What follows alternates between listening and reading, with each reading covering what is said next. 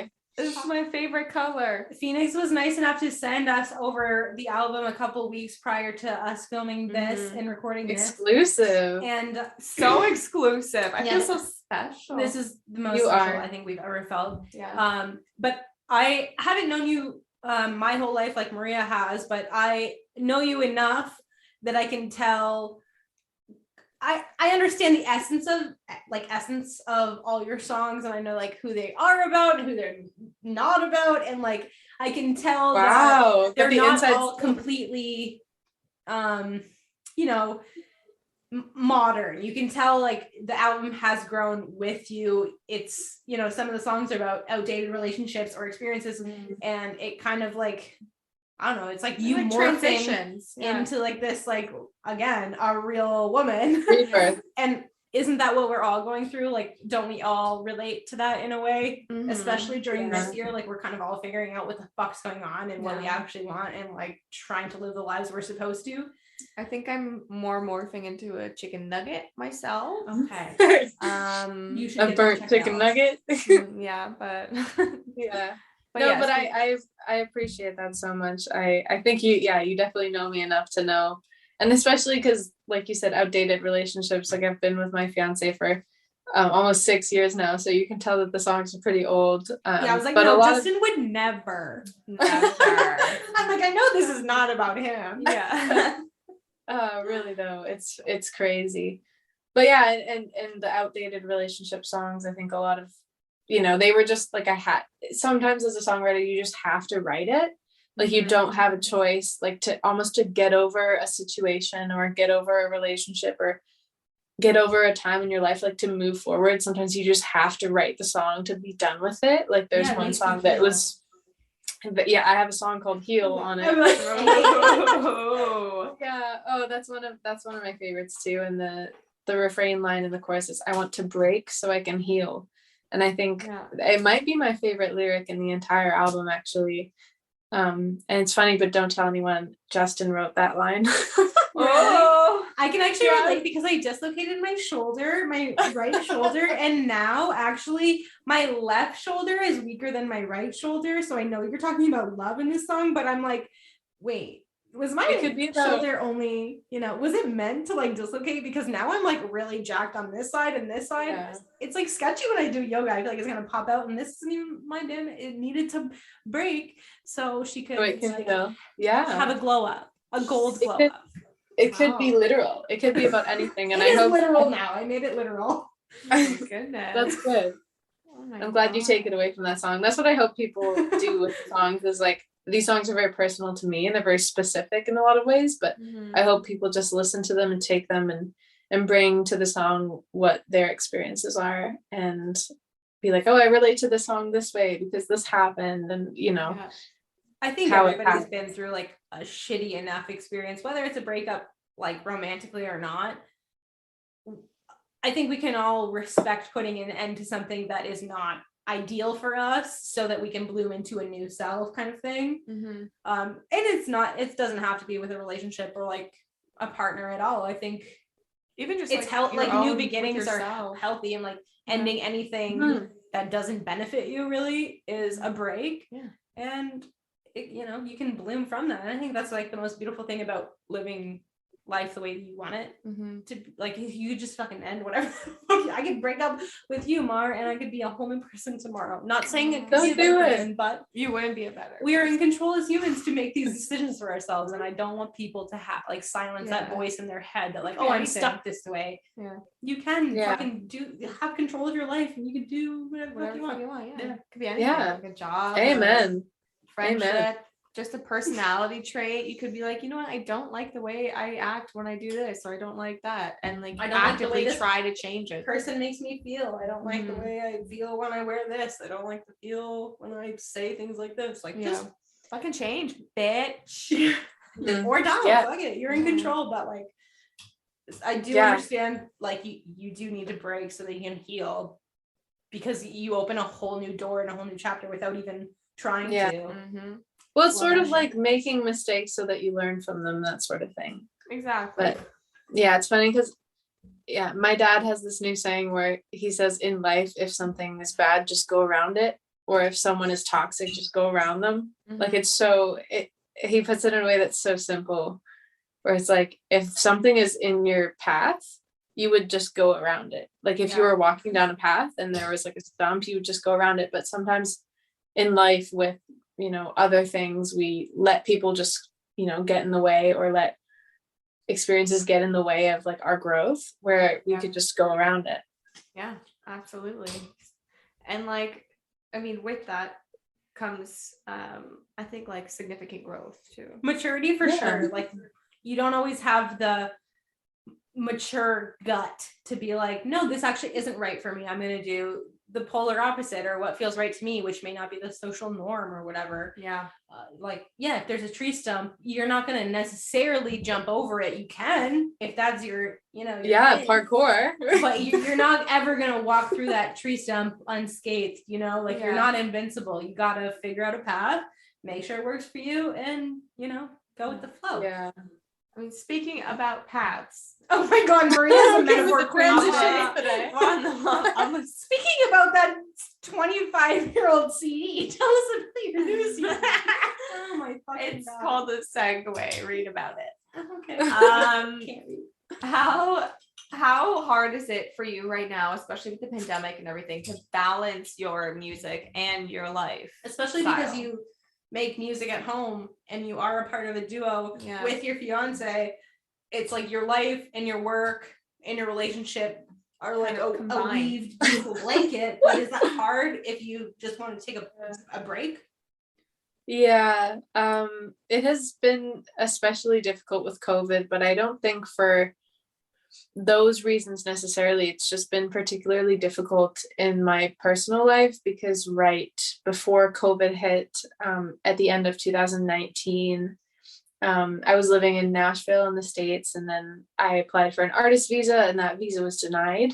So the life that Jess and I were building in Nashville, and connections and music related things, was sort of like pulled out from under us. Well, pulled out from under me, and then, Justin loves me, so he came along with me back to Canada. But good man.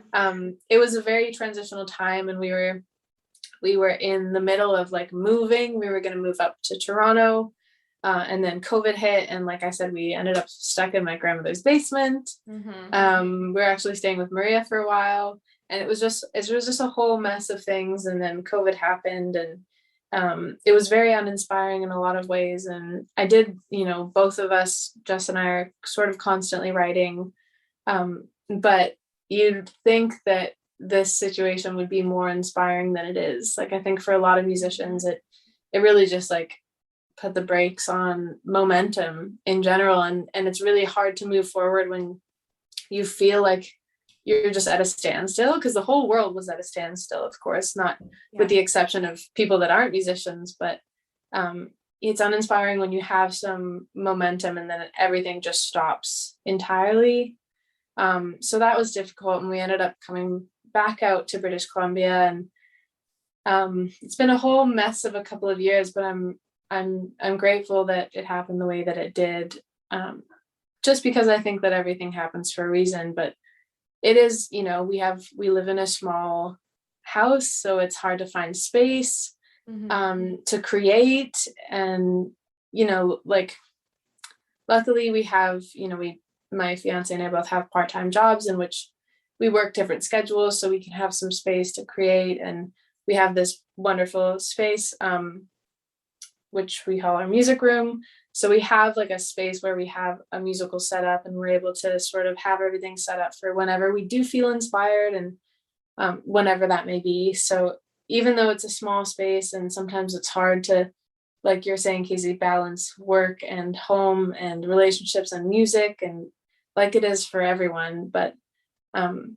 it can be difficult. But I sort of said, like I was saying at the beginning, like when you're passionate about something, you just do it regardless of the circumstances. Like, the first single I released off the album is called Against All Odds, and I actually wrote that mid-pandemic in my grandmother's basement, and I recorded it up in her like guest bedroom, like, with a like mobile recording setup. So luckily, as musicians, like, we were trained to be able to record wherever we are. So that's been a blessing throughout the recording process of the album, because everything has been recorded remotely. I didn't even step foot into a studio this entire time.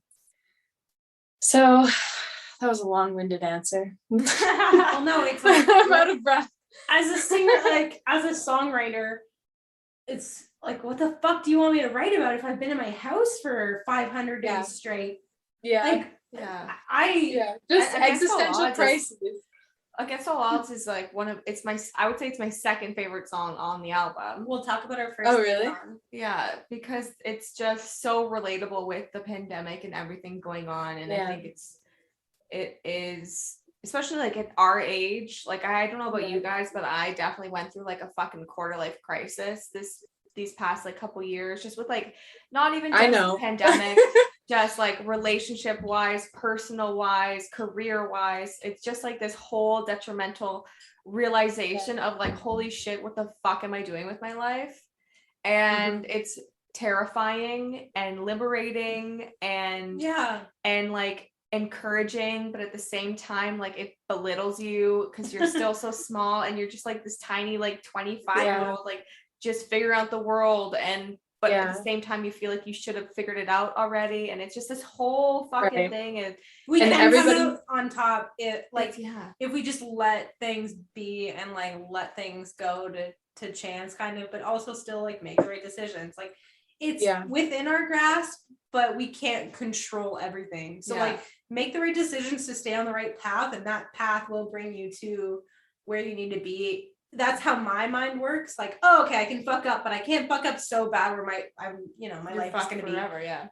We have the tools in terms of a brain, and like, we can figure out where we're supposed to be and where we definitely shouldn't be. Like I'm not sucking dick in the alley for money. I could chose at least not anymore. At least, am I right? No. We can choose. We have the brain power to choose the right and the wrong, and if you choose the right path and continue to stay on that path, like life will happen in mysterious ways, and you will come out on top enough where you can be blessed with the opportunity to continue to make your own choices. And I agree. I think it's important to have like your long-term goals in mind when you're making those decisions, but I'm the type of person, I'm pretty grounded and I like to just go with the flow. And I think you don't have a choice. But yeah, that's pretty much exactly what the song is about. And I definitely like, I think I wrote that song for everybody our age. I know that most people can probably relate to it, but yeah, like you're saying, Maria, there's just, it's like you're feeling every emotion, and it's liberating, but it's also very restrictive. And everything is falling on your shoulders, but you're also being supported, but it feels like, and everybody's telling you like what they think about the decisions that you're making, like so many opinions, like just, even that's you didn't ask. It's like, there's people telling you like, you should really be doing this. And then there's other people that are saying, do whatever the fuck you want. You're young, and it's like, I want to do both. What the fuck am I supposed to do?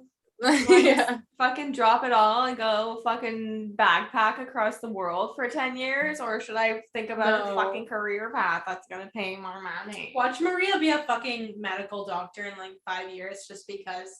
Watch me. She's gonna try a bunch of different shit, and well, you're still going back to school, right? Like you're making decisions to let yourself grow and thrive, and you should just be secure in like your passion and what you want to do.